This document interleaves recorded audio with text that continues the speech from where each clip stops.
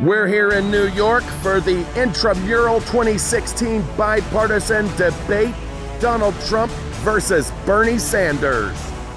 My fellow Americans, I am running for president so that in the unlikely event that I am elected to office and there's not an immediate military coup d'etat to take me out of power, this country will engage in an unprecedented revolution politically to take on the billionaire class. Because in a society where the top 1% of the top 10% of the top 1% of the top 10% of the top 1% of the top 10%, for those of you not tracking it, that's 0.00000001 of the top 1%! This is a great country. This is a great country. This is a fun place. And I promise, I'm killing everyone in the polls. I can guarantee you this. I'm killing everyone in the polls. And if I'm elected president, I will kill everyone. I promise you that. I can promise you that. Here's some facts, okay? The minute I become president, we'll start the Anchor Baby program, where we start bronzing Mexican immigrants and putting them on naval ships so that they're put to use finally.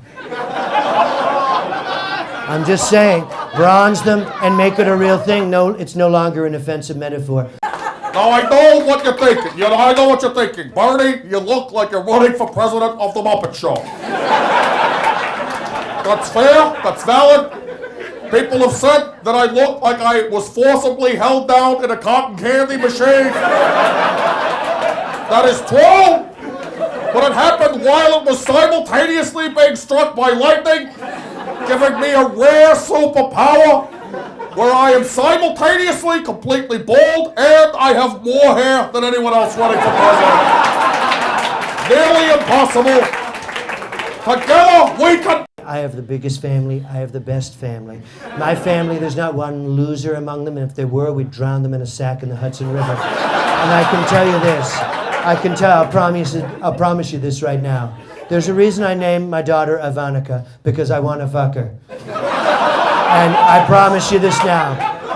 Family, you want to keep family tight? Well, my family's the tightest, specifically my daughter. I bred her to be so tight, and when I marry her, I'm marrying my daughter is what I'm saying. I'm marrying my daughter.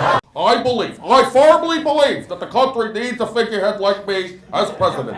When I have time with my wife, we go up to Lake Champlain, we put on a Grateful Dead album, and we have it sail out off the speakers over the lake, right off the photograph, and we sit in a little sloop together, and we read each other statistics from the Bureau of Labor Statistics back and forth. My vacations involve hunting stray blood diamond diggers. I go to Africa, my whole family, we get elephant rifles and we hunt human beings. And what we do is we reenact the euthanizing of Eleanor Roosevelt, which didn't happen. It didn't happen.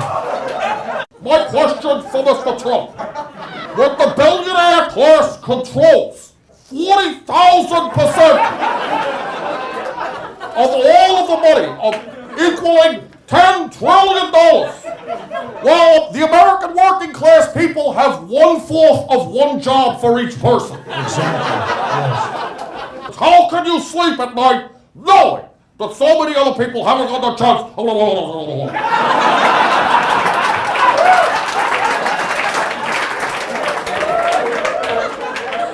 I want to answer the last part of his question first.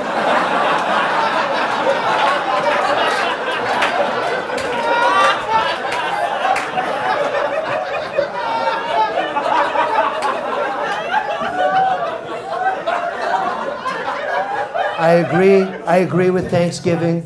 I support turkeys 100%. I support bilingual Turkey-English schools. That I'm not good, because turkeys are Americans. Last time I checked, turkeys were here before the Indians, so here's the point. We're a great country. We have a lot of challenges. We're going to win. You're going to be so sick of winning, you're going to put a shotgun in your head and blow your fucking brains out. You're going to be so sick of winning. We're going to win everything, and then we're going to go to China. And I love the Chinese. I love them. I think they're fun. You can put little plates on their heads. You can eat food off of them. They're great people. But what's more important, I know they're our enemy. I know they're our enemy. I'll shoot them on sight. I'll shoot them on sight, or I'll make a deal with them. Are you with me? I mean, Bernie, come on. Are you with me or not? No, Okay. I don't think a responsible geopolitical policy would be to take on the number 2 and over eclipsing superpower with a shoot-on-sight policy. I don't support that in any way, form, or shape whatsoever, except that I am somehow idiosyncratically pro-gun. Exactly. You already, and you know, by the way, I'll tell you, the Chinese and Japanese already have a shoot policy, and that's all the photography they do when they're tourists. All I know that I'm aware of that I agree with Donald Trump on is that the Trans-Pacific Partnership is bad and the word huge is pronounced huge. Huge. It is huge. It's huge. And I agree with you. I think I think those are two huge things. I think, and I don't want to make a promise, but I don't want to make a promise, but I want to say this, and I just want to say it quickly, which is that I really believe, Bernie, if at the end of it, it's you and I on the dance floor, let's dissolve the parties. Maybe we could say fuck it all and, just take, do a trip across the country. I would do that. I would go with you on an 8-week cancer road trip. We'll pretend one of us has cancer, and it's our last trip. I'll even wear the bandana, I don't care. My final rebuttal is, what's your number? I want to meet you after the show, so I don't know if you could give that to me during the show, or is that appropriate to do? My final look. If I were you, I would never claim to speak for a young woman as to what your choices are. I was 100% pro-choice in 1973, so with inflation, I'm now 420% pro-choice.